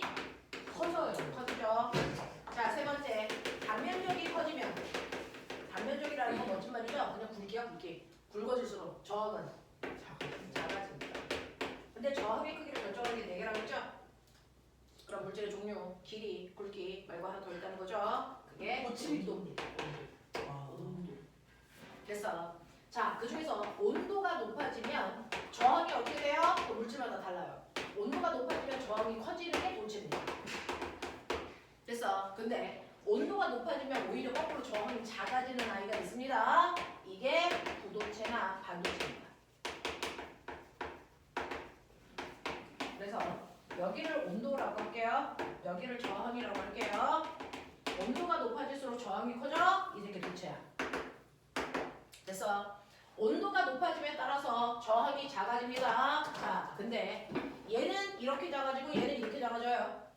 그럼 한 놈은 도체고 한 놈은 부도체고 한 놈은 반도체죠. 어떻게 구분합니까? 같은 온도에서 그나마 저항이 작은 애가 반도체고요. 저항이 큰 애가 부도체입니다. 되겠어요? 이렇게 구분하시면 되겠죠. 알겠죠? 저게 응. 그 저희가 전자기기를 오래 쓰면 온도가 올라가는 그럼 저항이 커져요. 관련. 네, 맞아요. 네, 그게 관련이 있는 겁니다. 똘똘합니다. 자, 그러면 이런 식으로 해서 저항의 크기를 결정하는 요소가 이 4가지라면 이 4가지를 알고 있으면 저항값을 구할 수 있어야 돼요. 됐어. 그 저항값은요, 꼬맹아, 비저항에다가 물질의 단면적과 길이, 단면적분의 길이 하시면 됩니다. 그래서 네, 비저항에다가 단면적분의 길이 하시면 그 물질의 저항이 나옵니다. 그럼 선생님 온도는요? 온도는요, 비저항이 10도일 때 비저항값과 20도일 때 비저항값, 30도일 때 비저항값이 다 달라요. 그 온도에 맞는 비저항을 넣으셔야 됩니다. 알겠습니까? 네, 온도에 맞는 비저항을 넣으셔서 단면적분의 길이 하시면 그 물질의 저항은 이것만으로 결정되는 거예요. 전류와 전압이 아니라고요. 되겠어? 자, 그러면 이런 식으로 저항이 결정된다고 했으니까 꼬맹아, 표준 저항이 있어. 이 새끼 은이야. 굵기 S고 길이 L이야. 이때 은의 저항이 20이었다고 쳐. 그러면 나는요, 그래서 얘를 길이를 2배가 길게 잡아당길 거야. 2배가 길어지게 잡아당길 거야. 저항 몇 옴일까? 2배. 아닙니다. 10. 내가 길이가 2배 길어지게 잡아당긴다면서 그러면 잡아당기는 순간 네네, 길이만 네네. 길어지는 게 아니고 단면적도 아. 얇아집니다. 부피가 일정해야 되니까. 그래서 이 굵기가 2분의 1 S로 바뀝니다. 그럼 저항은 몇 배 커집니까? 4배 커져요. 4배 이 새끼야, 4배. 됐죠? 네. 그래서 이 저항값이 80으로 바뀝니다. 알겠냐? 네. 이렇게 바뀌어요. 단면적의 넓이는 단면적이 2분의 1로 줄고요. 두께가. 됐습니까? 네. 그리고 길이가 2배 커집니다. 그래야 부피가 일정해지겠죠? 됐습니까? 그래서 저항은 4배 커진다. 기억하겠어? 그래서 학교에서는 별짓을 다 해요. 2번 잘라서 밑으로 하나 더 붙여. 저항은 그대로. 얘 뭡니까? 길이는 반으로 줄죠. 아니구나. 길이가 반으로 줄고 4분의 1 굵기는 2배 늘어나죠. 그러니까 저항은 4분의 1 줄는 겁니다. 됐어? 이런 식이 됩니다. 자, 그래서 굵기와 길이에 따라 저항이 어떻게 되는지를 여러분들이 배웠으니까 이걸 회로도에 접목시키자. 됐어? 이거 사이에, 됐죠? 이런 애들이 있어. 그래서 전압, 전류, 저항 배웠어. 그러면 이 세 개 사이에 관계가 있어. 이 세 개 사이의 관계를 정리한 사람이 누구? 그래서 500번.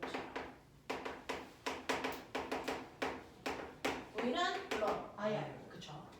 그 중에서 보면 V와 R의 관계를 얘기하려면 R은 어때야 돼? 1점. 그래서 오면법칙을 설명할 때요. 첫 번째 여러분들 아셔야 되는 거 저항이 일정하다면 뜻입니다. 저항이 일정할 때 전압과 전류는 비례 관계를 가져. 맞습니까? 네. 자, 그럼 전압과 전류가 비례하는 관계를 갖는다라는 걸 아셨으니까 이걸 그래프로 그리면 전압과 전류가 비례해 이렇게 그래프를 그리는 게 맞습니까? 아니면 전류와 전압이 비례해 이렇게 그리는 게 맞습니까? 1번 그래프가 맞아요? 2번 그래프가 맞아요? 둘 다. 둘 다 맞습니다. 어떻게 그려도 돼요. 근데 문제는 이렇게 그리면 이 그래프의 기울기의 의미는 달라요. 얘 기울기가 뭡니까? R. 네, I분의 V니까 알죠. 얘 기울기가 뭡니까? R분의 1. 네, V분의 I니까 R분의 1이죠.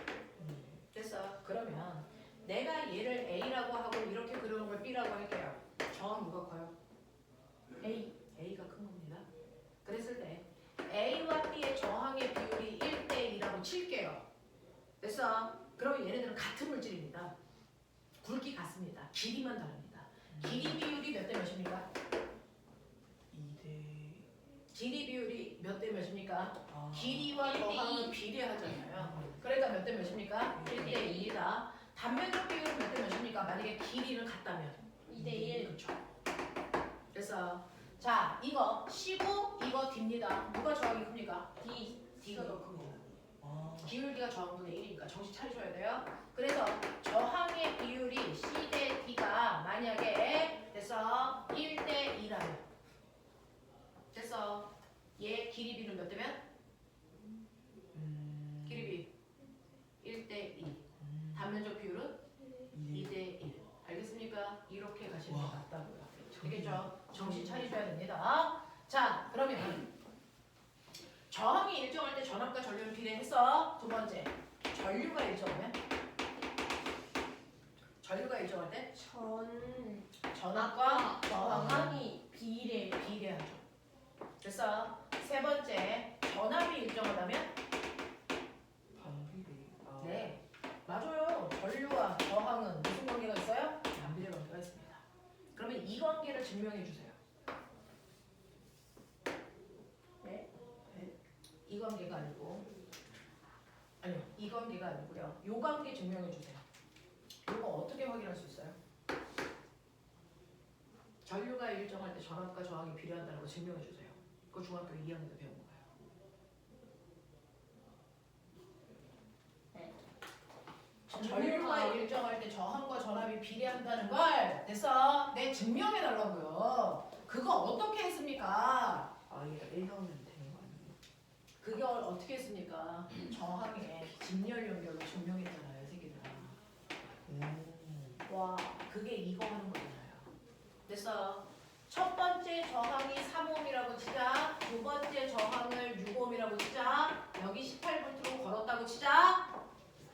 얘는 합성 저항은 커질까요? 작아질까요? 작아지고. 합성 저항은 커집니다.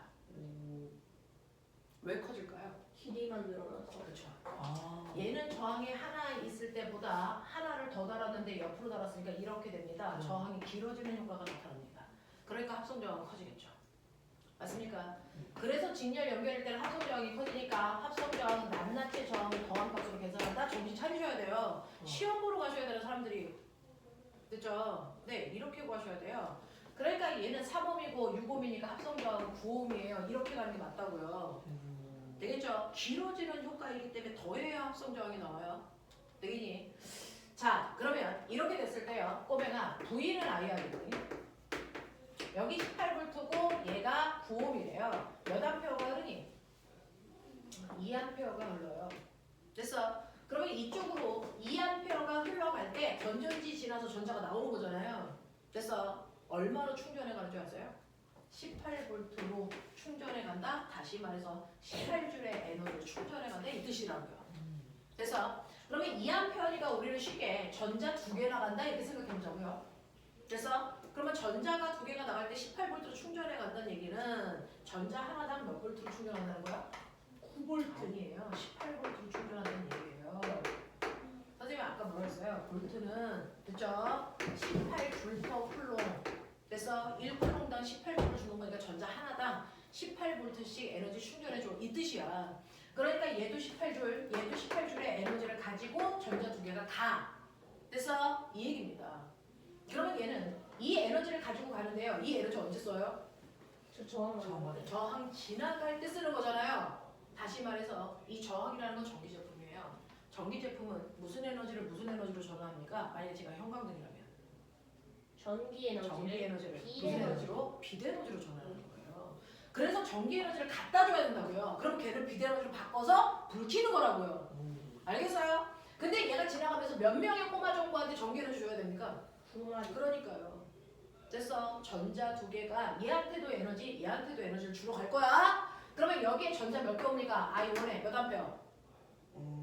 몇 암페어? 6암페어. 아니요. 몇 암페어요? 전류. 2암페어 나갔으니까 그대로 2암페어 가겠죠. 쿠팡 아저씨가 배송 가는 거예요. 전자는 쿠팡 아저씨고요. 됐어. 에너지는 물건이에요. 갖다 주는 겁니다. 됐어. 쿠팡 아저씨가 나갔다가요. 들어와야 되잖아요. 자, 그래서 이 길을 따라가잖아요. 그러면 첫 번째 저항에 몇 암페어가 갑니까? 2암페어가 지나간다고. 길이 하나니까 중간에 셀 수가 없어요. 두 번째 전류 몇 암페어 옵니까? 아니요. 여기에도 그대로 얼마? 2암페어. 안 바꿔요. 알겠어?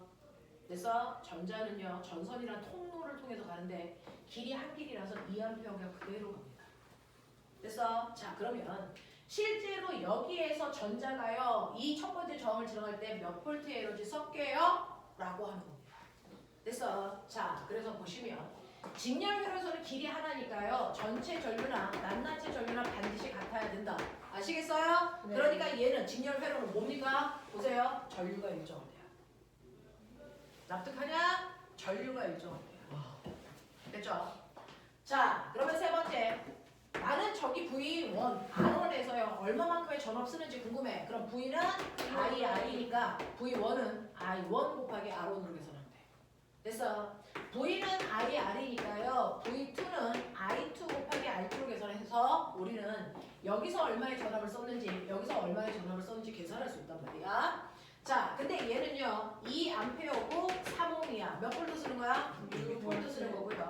여기는 2암페어고 6옴이야. 몇 볼트 쓰는 거야? 12볼트 쓰는 거니까 합치면 얼마? 18볼트 다 쓰고 들어가는 거예요. 됐어. 그래서 회로도로 나갈 때 2암페어가 18줄로 18볼트로 충전해서 나가다가 한 바퀴 돌아서 들어올 때요. 그대로 택배 아저씨 2명 그대로 들어오죠. 2암페어. 단지 0볼트로 들어와서 다시 여기서 충전해서 다시 나가는 겁니다. 이걸 무한 반복하는 거야. 됐어. 그러면 이때요. 여기에서는 6볼트를 썼다고 했어요. 여기서는 12볼트 썼다고 했어요. 이제 다시 우리 물체 밀 때 힘도요. 나눴을 때 기준이 있었죠. 두 물체를 밀 때. 힘을 나눠 쓰는 기준이 뭐라 그랬어요?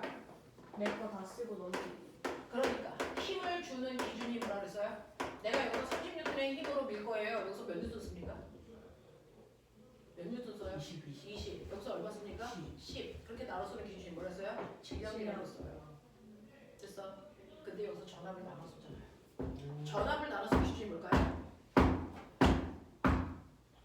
전압을 나눠 쓰는 기준이 뭘까요? 저항비. 네. 여기 전류 똑같잖아요. 직렬 회로도는 전류가 똑같기 때문에 저항 비율로 전압을 나눠 쓰는데 이때 저항과 꼬맹아 정신 차려! 저항과 전압은 무슨 관계가 있다고 배웠냐? 비례. 네. 전류가 일정할 때 전압과 저항은 비례한다고요. 오. 그래서 비례하게 나눠갖는다고요. 되겠어? 그래서 저항의 비율이 1대2였기 때문에 처음부터 전압은 1대2로 나눠 쓰는 게 맞습니다. 이거 증명한 거예요. 아, 저항과 저항 비례하구나. 알겠습니까? 이게 됐죠? 자, 그 다음에 두 번째 거예요. 이것도 증명해 주세요. 병렬 연결. 네, 전압이 일정한 회로도는 병렬 연결입니다. 그때 전류는 저항과 반비례하게 나눈 거죠. 이 뜻입니다. 됐어? 그거 증명해 볼게요. 여기에요. 저항 두 개가 있습니다. 쟤랑 똑같이요. 하나는 3옴이고요. 하나는 6옴입니다. 18V에 걸었습니다. 그죠? 네. 자, 그랬을 때 보시면요. 여기에서 합성 저항은요. 커지는 효과일까? 작아지는 효과일까? 생각. 커질까? 작아질까? 작아지는 거. 작아지는 효과죠. 왜? 하나의 저항 밑에다가 또 저항을 더했으니까. 얘는 굵어지는 효과예요. 그래서 병렬에 대한 합성 저항이 작아져야 됩니다. 그렇죠? 굵어지니까. 근데 그러면 작아지게 더할 수 있는 방법은 뭡니까? 오. 각각의 저항을 역수해서 더한 값을 다시 역수하세요. 역수. 기억나요? 이렇게 하라 그랬습니다. 됐죠? 그러면 첫 번째 저항은요. 3분의 1에다가 6분의 1을 더하죠. 네. 그러면 얼마입니까? 2분의 1이죠. 그걸 다시 역수하니까 얼마입니까? 2옴 나옵니다. 됐어요? 뭐라고 질문하려고 했어요? 근데 지금 붙어 있는 게 아닌데. 네. 아까도 붙어 있는 거 아닌데 그냥 우리 전선은 무시하면 되니까 붙였잖아요. 위에. 네, 그러죠. 아. 자, 그래서 이렇게 병렬로 연결하면 연결할수록 합성 저항이 작아집니다. 됐어? 그러면 두 번째 오음의 법칙 V는 IR. 여기 18V고요. 됐어? 여기가 2옴이에요. 몇 암페어입니까? 9암페어. 그러니까 이번에 택배 아저씨가 9명 나갔다. 9암페어. 오. 그래서 나갈 때요. 충전해서 나가죠. 똑같이 18V로 충전해서 나갑니다. 그러면 한 번에 전달해주는 에너지 양이 훨씬 더 크겠죠. 되겠어요? 네. 그래서 에너지 다 쓰고 들어올 때 몇 암페어로 들어옵니까? 몇 암페어? 그대로 들어오죠. 전화량은 고정돼야 되니까. 9암페어 들어오면서 0V가 되어줍니다. 기억납니까? 이렇게 됩니다. 자, 근데요. 잘 보세요. 여기서 9명이 가는데요. 이렇게 갔다가 한 명은 위로 갔다가 집에 들어옵니다. 맞아요. 근데 9명 중에서 또 어떤 사람들은 밑으로 가서 택배 보내고 들어옵니다. 그럼 아까랑 차이점은요. 얘는 무조건 나가면 한꺼번에 저항을 두 개를 다 지나서 와야 되는데 얘네들은요. 어떤 길로 가느냐에 따라 저항을 몇 개만 지나가면 된다. 한 개씩만 지나가면 된다. 근데 이 에너지는 언제 쓴다? 저항 지나갈 때 쓰니까 위로 지나간 애가 여기서 몇 볼트를 써야 된다? 몇 볼트를 써야 된다? 18볼트 다 써요. 밑으로 가려는 여기서 몇 볼트를 써야 된다? 18볼트 다 써야 된다. 그래서 병렬 회로에서는 전압이 일정합니다. 맞습니까? 됐어. 그러면 꼬맹아. 병렬 회로에서는 전압이 무조건 같아야 된다. 인정. 그러면 전압이 같으니까 전류와 저항 사이에 무슨 관계 있어요? 반비례 관계 있는지 보죠. 자, 네 번째 V1은 I1 곱하기 R1. 다섯 번째 V2는 I2 곱하기 R2요. 가다가 전류는 나눠줘야 돼요. 여기까지는 9A인데 얘네들이 나눠가야 된단 말이죠. 나눠 쓰는 비율을 볼게요. 자, 보면 보세요. V1은 18V예요. I1은 얼마인지 모르는데 R1이 얼마입니까? 3이에요. 이게 얼마여야 됩니까? 6가 나오죠. 됐죠? V2 18V예요. 자, I1은 얼마인지 모르지만 R2는 얼마입니까? 6이에요. 그럼 여기 얼마입니까? 3A죠. 그래서 이쪽으로는 6A가 가고 이쪽으로는 3A가 가는 그런 형태예요. 그래서 잘 보시면 저항비가 몇 대 몇입니까? 저항비가 몇 대 몇입니까? 1대 2죠. 1대 1. 그럼 전류비가 몇 대 몇입니까? 2대 1분의 3대. 그래서 저항과 전류가 반비례한다는 걸 확인할 수 있는 부분입니다. 그걸 보여준 게 중학교의 회로도예요. 오메 법칙 증명하고 있는 중이었어요. 저기 들렸어요. 중학교 2학년에서 이 얘기 한 거예요. 중학교 2학년 2단원이니까 여기 이건 중간고사 시험범위야 새끼들아. 이게 2학기예요? 네, 2학년 1학기요. 그거예요? 네. 8K는 나서. 2학기는 열이고. 그래서 이제 내신대 제대로 할 수 있겠지. 무슨 말인지 알겠지? 이런 거예요. 이런 게 회로도예요. 자, 그러니 앞으로는 너네들이 여기까지 계산해 오는 거 병신이라고 하죠. 딱 보면 직렬에서는 됐어 보이세요? 직렬에서는요 뭔가를 나눠주는 기준이 있을 것 같아요. 저항입니다. 언제나 저항이 전류를 나눠주기도 하고 전압을 나눠주기도 해서 저항이 되게 중요합니다. 그래서 직렬일 때는요 저항 비율로 뭘 나눠줍니까? 뭘 나눠줍니까? 전압을 나눠주죠. 왜? 전류는 일정하니까. 됐어. 그러니까 저항비가 1대2면 전압을 1대2로 나눠 쓰게끔 한다는 얘기야. 무슨 말인지 알죠? 병렬일 때 뭐가 일정합니까? 뭐가 일정합니까? 전류? 뭐가 일정합니까? V. 전압이 일정하죠. 그러니까 저항은 누굴 나눠줍니까? 전류를 나눠줍니다. 근데 전류와 저항이 무슨 관계니까? 반비. 그러니까 반비례하게 나눠준다. 이해해? 네. 근데 이제 나 궁금해. 이 저항이 꼬마 정보였어. 얘네들이 꼬마 정보야. 그래서 자 얘네들이 꼬마 정보입니다. 중학교 3학년 내용으로 튀었습니다. 자 얘가 A, B, C, D 그래서 4개의 꼬마 정보예요. 그랬을 때 여러분들 보십시오. 자 A 꼬마 정보, B 꼬마 정보, C 꼬마 정보, D 꼬마 정보인데 얘 3옴이고 얘는 6옴이고 얘는 A와 똑같이 3옴이고 얘는 6옴이야. 얘네들은 직렬로 연결되어 있는 아이들이고요. 얘네들은 병렬로 연결되어 있는 아이들을 모두 다 같은 전압을 걸어준 거야. 어떤 꼬마 정보가 더 밝니? 직렬. 라고 얘기합니다. 자, 꼬마 정보의 밝기는 됐어. 뭐가 결정하니? 저항의 세비. 아니요. 꼬마 정보의 밝기라고 하는 거 빛. 그건 빛에너지죠. 누가 더 빛에너지를 많이 내니? 이거는 빛에너지를 무슨 에너지 전환시킨 거야? 전류. 무슨 에너지? 무슨 에너지 받은 거야? 전기 에너지. 전기 에너지, 비대 비대 에너지를 받고 있잖아. 그러니까 누가 더 전기 에너지 많이 받았냐 이 뜻입니다. 맞아? 어떤 꼬마 정보가 훨씬 더 밝니? 라고 하는 거. 그래서 전압. 이 밝기라고 하는 건 사실은 비대 에너지가 어디서 더 많이 나와 이 뜻이잖아요. 그 비대 에너지는 그냥 생긴 게 아니에요. 전환된 거잖아요. 그러니까 어떤 꼬마 정보가 더 많은 전기 에너지를 사용하고 있니? 이거 보는 거잖아요. 전기 에너지를 많이 받으면 꼬마 정보는 더 밝은 빛 에너지를 낼 거고요. 그래서 전기 난로 같은 전열기는 더 많은 열을 낼 겁니다. 그러니까 누가 더 열 에너지 더 많아? 라고 해도 똑같아요. 전기 에너지 누가 더 많이 받았어? 그걸로 계산하면 됩니다. 됐죠? 옛날에는 누가 더 뜨겁니로 물어봤어요. 요즘은 누가 더 박니로 물어봅니다. 문제는 똑같습니다. 누가 더 많은 전기 에너지 쓰고 있니? 그러면 회로에서 전기 에너지 어떻게 계산할까요? 전압을요. 회로에서 전기 에너지 구하는 식이요. 비트로 계산합니다. 중3 때 됩니다. 비트. 중3 걸 한 거 맞아? 이 새끼들이 씨. V가 뭐야? 전, 곱하기 I는 전류 곱하기 T는 시간. 네, 전류가 그러는 시간 추요. 됐어. 이게 총 사용한 전기 에너지를 계산하는 방법이었어. 그래서 전기 에너지 구하는 식 비트. 알겠어? 비트. 줄면 안 돼. 됐죠? 전기 에너지 구하는 식 비트. 맞아. 자, 얘네들 모두 다 10초 동안 사용했다고 치자. 됐어? 그러면 A의 총 사용한 전기 에너지 구해볼게요. A요. 비트. 불러. R 얼마야?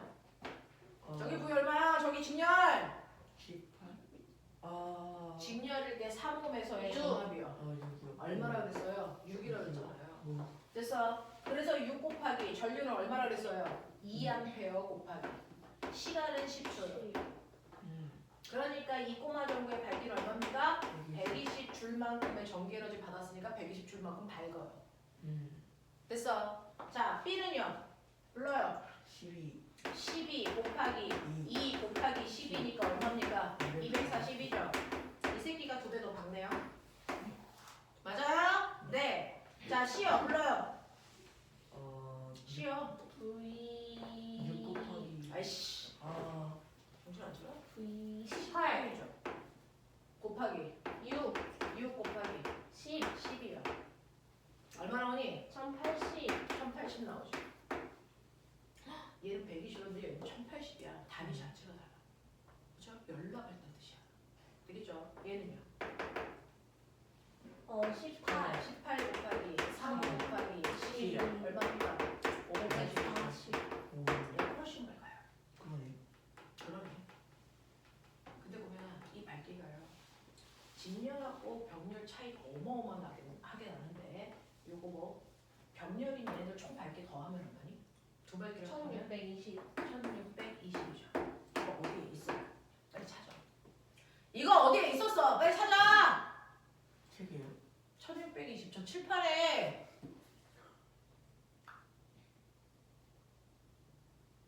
없는데 진짜 있어요. 이거 보니까 9명의 전자가 1명 더 18V 18줄의 에너지 가져간다 그랬죠? 162 18 곱하기 9 해보세요. 얼마 나옵니까? 162 됐어. 1초당 얼마 나온다는 거야? 162. 오. 됐어. 그럼 10초면 1620 이거예요. 그러네. 얘요. 1초당 가져가는 에너지 얼마예요? 2 곱하기 18이니까 36. 36. 10초면 그러네. 360. 맞죠? 신기하다. 신기하죠. 재밌죠.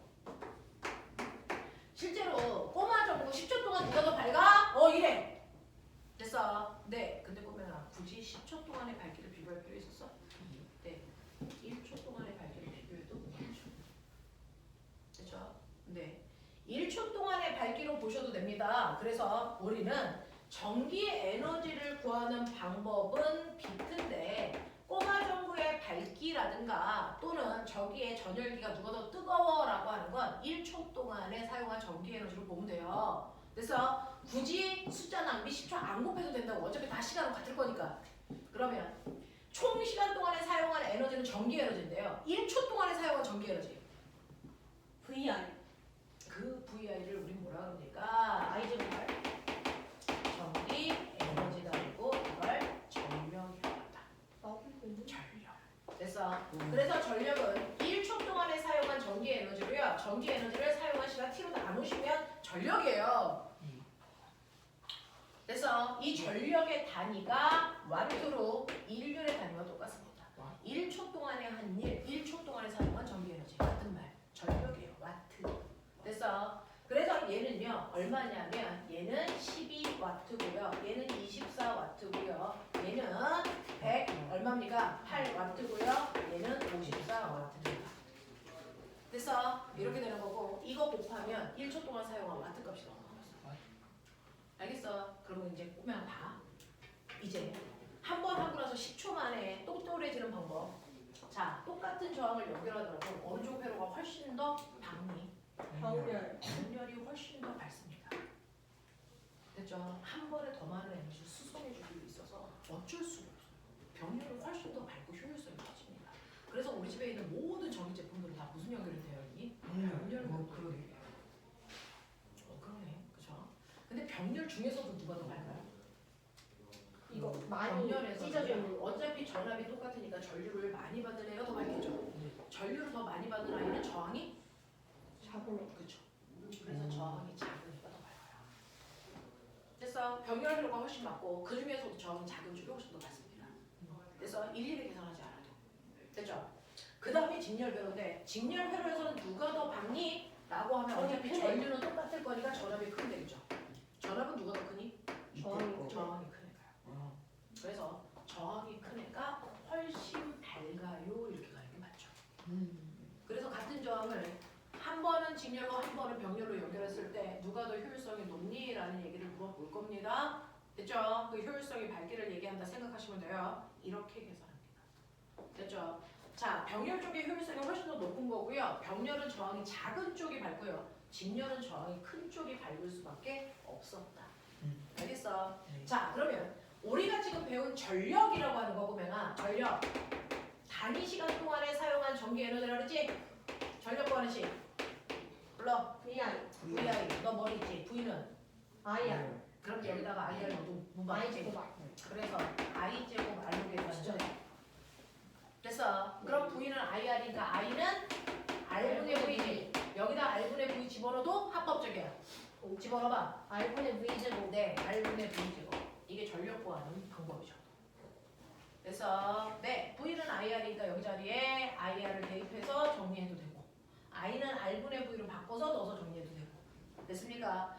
이렇게 전력을 구하는 방법들은 다양하게 여러분들이 사용할 수 있으면 되는데 어쨌든 전력은 단위 시간당 사용한 전기 에너지잖아요.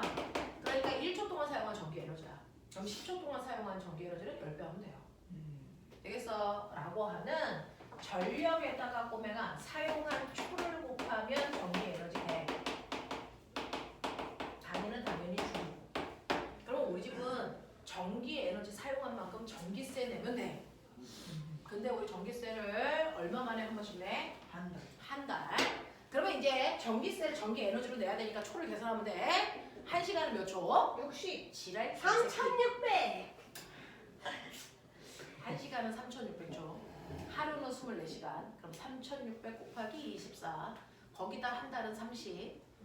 오, 얼마야? 뭐고 어이야 이 새끼야. 얼마냐고. 한 달이 30 응? 어허라 그렇죠. 계산할 수 없는 숫자가 나와요. 의미 없는 숫자를 864 만들어줘요. 곱하기 30 그래서 우리는 전기세 계산할 때 초로 안 한다. 전기세 계산할 때는 전력에다가 시간을 그냥 넣어 곱해버린다. 됐어? 그래서 전기세 낸다. 그래서 얘는요 전기 에너지라고 부르면 헷갈리겠죠? 그래서 얘는 뭐라고 합니까? 전력량이라고 부른다. 단위는 와트에다가 시간을 곱했으니까 와트시라고 한다. 그래서 이거 전력량만큼 돈 내면 된다. 그래서 우리는 한 달에 한 번씩 돈 낼 때요 초 단위로 계산 안 하고 시간으로만 계산한다. 알겠어? 네, 그럼 머리 있는 척해. 1와트시가 몇 줄이냐? 3600 그렇죠. 1시간에 3,600초니까 3,600줄 이런 얘기입니다. 알겠습니까? 이런 식으로 머릿속에 좀 집어넣으시면 되겠습니다. 됐죠? 네. 자, 그러면 오늘따라 졸리지 왜? 오늘따라 왜 졸리지? 이거 졸면서 들으면 안 되는데? 저는 화학도 다 졸고 와서 괜찮아요 자, 정말 이거 가져가서 수소하면 되잖아. 이거 가져가. 이쪽에 와. 아, 그럼 저걸로 붙이면.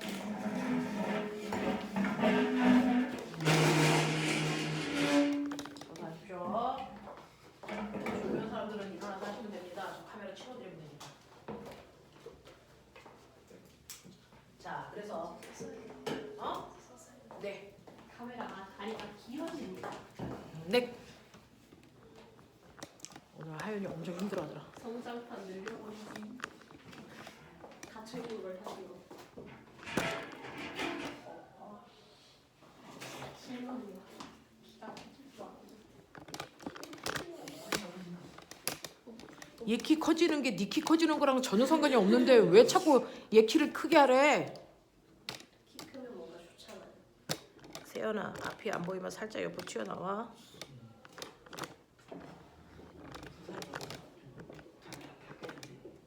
응? 쌤 먼저 잘 오겠지? 써있어 자, 할게요. 자, 그래서 이런 식으로 여러분들 전력, 전력량, 전기 에너지 뭔지 보였어요? 됐죠? 그게 중학교 2학년과 3학년이 연결된 거야.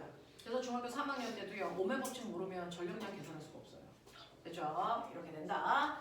자, 그러면 여기까지의 내용들은 여러분들이 하셨는데요. 자, 이제 선생님하고 딱 30분만 여러분들 뭐 하시면 되냐면 그러면 전자가 이동하면서 전기적 현상을 발생시키는 건 자명해. 그렇죠? 근데 그거 전기가 흐른다라고 표현하니까 전자가 움직이면서 전기적 현상을 일으키는 건 자명한데요. 이렇게 전류가 흐를 때요. 전기적 현상만 생기는 게 아니고 자기적 현상도 만들어요. 짠 됐어요? 그래서 전류가 흐를 때 그 주변에 뭐가 생긴다고? 자기장이 생긴다고. 됐어? 네, 그러니까 다시 말하면 전류가 흐르는 전선이 자석돼요. 이 뜻입니다. 됐어? 그래서 그 자석의 힘이 미치는 공간이 자기장을 만들어. 이 뜻이거든요. 자, 그러면 전류가 흐르는 도선에 그 주변에 반드시 자기장이 생긴다 그랬는데 원래는 자기장을 누가 만들어야 정상이야? 원래는 자기장을 당연하죠. 자석이 만들어야 정상이니까 우리 자석 한 번만 보고 가죠. 원래 자기장은요. 자석이 만드는 게 정상인데요. 자석은 두 가지가 있죠. 여러분들이 알고 있는 태어날 때부터 자석인 영구자석이 있어요. 네. 전류가 흐를 때만 자석인 전자석도 있어요. 그 중에서 우리는 영구자석을 볼게요. 성격은 같습니다. 단지 얘는 전기가 흐를 때만 자석인 거죠. 됐어. 영구자석의 대표적인 게 여러분들이 알고 있는 막대자석입니다. 자, 이 막대자석은 서로 반대되는 두 개의 극이 항상 존재합니다. 됐어. 이 자석을 내가 반으로 잘라. 그럼 어떻게 되니? 두 극을 분리시킬 수 있니 없니? 절대 없습니다. 한 덩어리 안에 다시 NS가 생깁니다. 됐어? 또 잘라? 그래도 한 덩어리 안에 다시 NS가 생기죠. 언제까지? 철가루가 될 때까지. 아니요. 하나의 원자가 남을 때까지. 하나의 원자가 남을 때까지 얘네들은 NS가 생깁니다. 이거 절대로 분리시킬 수 없어. 됐어? 그러면 이 하나의 원자가 남았어. 그러면 원자를 핵분열시키면 그때 두 극이 동시에 사라져요. 알겠습니까? 이렇게 됩니다. 자, 그래서 하나의 원자가 남을 때까지 전자들, 그 자석들은 이렇게 두 개의 극이 닿는데 이때 같은 극끼리는 무슨 힘? 청력. 정력. 반대 극끼리는 인력. 인력이라고 하는 힘이 생길 거 아닙니까? 그러면 자석도요. 이렇게 서로를 밀거나 당기는 힘인 자기력이 생겨요. 그 자기력이라는 힘을요. 우리는 당연히 방향과 세기가 있으니까 방향과 세기를 가지니까 이걸 표현해야 되겠죠. 화살표. 네, 그래서 화살표로 표현합니다. 자기. 자, 그럼 여기 N극, S극이 있는데 여기서 힘 방향을 어디에서 어디로 해야 될까? 약속이 뭘까? 이겁니다. 사실은 여기에다 나침판이라는 또 다른 자석을 놔요. 그쵸? 그랬을 때 S극이 N극은 당길 거지만 S극은 뭘 거야? 밀 거예요. 같은 위치에 있어도 누구는 당기는 힘을 받고 누구는 미는 힘을 받아. 그러면 여기에서의 힘 방향은 왼쪽이라고 해야 돼? 오른쪽이라고 해야 돼? 왼쪽이요. 왜요? 우리 자기력 방향을 결정할 때 조건이 있습니다. 나침판에 N극이 받는 그래서 나침판에 N극이 받는 힘의 방향을 자기력 방향이라고 하기로 약속한 거예요. 되겠어? 그러니까 여기다가 나침판을 놓으면 S극은 볼 필요도 없어. N극만 보면 돼. N극은 밀리는 방향으로 힘받아. 여기에 N극은 당기는 방향으로 힘을 받아. 근데 꼬맹아, 여기다가 놓으면 어떻게 될 거야? 여기다 놓으면 자석의 N극이 나침판의 N을 밀죠. 근데 S극은 N극을 뭐합니까? 당기죠. 그럼 실제로 N극은 어딜 가리킬까요? 이 둘을 합성한. 그래서 또 합력 방향인 이 방향이 N극이 가리키는 방향이에요. 실제로 그렇습니다. 주변에 나침판을 뿌려놓으면. 알겠어? 그래서 그 나침판의 N극이 가리키는 방향을 부드러운 곡선으로 이렇게 연결해서 그린 게 바로 자기력을 나타내는 자기력선입니다. 자기력선, 자기력선, 자기력선. 알겠습니까? 자, 그래서 자기력 방향은 자석의 N극에서 S극을 향하는 방향이다라는 얘기입니다. 그러면 N극에서 S극을 향하는 방향인데요. 그럼 여기서 N극에서 나와서 S극으로 들어갔어? 그럼 여기서 이제 자기력이 끊긴 거야? 아닙니다. 이거 이렇게 연결된 폐곡선입니다. 그래서 자기력은 자석의 안에도 작용합니다. 이렇게 연결하셔야 돼요. 연결하는 폐곡선입니다. 근데 이렇게 안까지 그리려니까 복잡하니까 안을 안 그리는 겁니다. 됐어? 근데 이 자기력 방향을 잘 보시면요. 바깥쪽은 N에서 S 이 방향이 자기력 방향인데 안쪽은 거꾸로 이 방향입니다. 그래서 바깥쪽의 자기력 방향과 안쪽의 자기력 방향이 같을까 반대일까? 정반대예요. 그래서 바깥쪽은 N극에서 S극을 향하는 방향이다. 이건 바깥쪽 방향 얘기한 거야. 안쪽은 거꾸로 작용해. 됐어? 그래서 우리는 두 개가 반대고 복잡하니까 안쪽은 아예 그리지도 않고 말도 안 하는 거야. 알겠습니까? 이렇게 표현합니다. 그래서 우리가 자기력선을 그릴 때도 안쪽은 그리지 않고요. 자기력 방향을 얘기할 때도 바깥쪽을 얘기하고 있는 겁니다. 됐어? 이게 약속이야. 이해돼? 자, 그래서 이런 식으로 자기력이 작용하고 있다라는 얘기입니다. 여기가 열나 더워서 되게 졸려온 거야. 아주 추운 강의실로 옮겨줄 수도 있어. 여기 더운 거죠? 더운 거야. 좀 시원한 데로 갈래? 시원한 데로 갈래? 잠깐만, 저쪽에 창문 열리는 강의실이 여기가 넓어서 좋은데. 저기도 넓어. 여기 또 있고? 피해. 여기 두 배가 되잖아. 자기 짱. 자기 짱. 이거 뭐지? 이거 자기 요렇게 바로 미는 거 있어. 이거 그 전류 방향이나 뭔가 미는 거 있어. 이게 자기장의 방향. 아니 이게 자기 방향이야. 아가들아, 저 대각선 끝이 2호야. 그리고 사방을 챙겨서 봐.